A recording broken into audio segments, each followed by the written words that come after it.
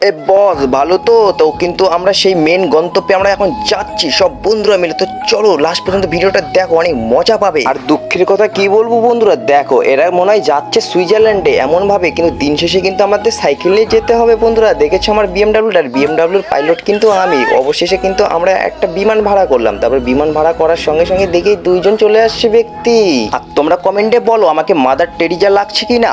আর আমার বন্ধু এত ভালো, দেখো টোটো ভাড়া নিয়ে কত সুন্দর ক্যাচাল করছে, তার জন্য কিন্তু আমার বন্ধুকে স্যালুট দেই আমি। আইরে আমার বন্ধু রে আমাকে ছেড়ে চলে গেছে আগে আগে, এখন আমি একা একাই পাঁচিল টপকাই যাবো। আইরে আমার বন্ধুরা রে, আমার বন্ধু কিন্তু ওয়াট লাগাই দিবে আমার। একবার শুধু বাড়ি চল, তারপর তোদের দেখাবো বন্ধুদের আমি অবস্থা কি করি। এ ভাই তারপর আমরা কিন্তু অবশেষে আমরা সেই গন্তব্যে যাচ্ছি। তো দেখো একবার শুধু ভিউটা।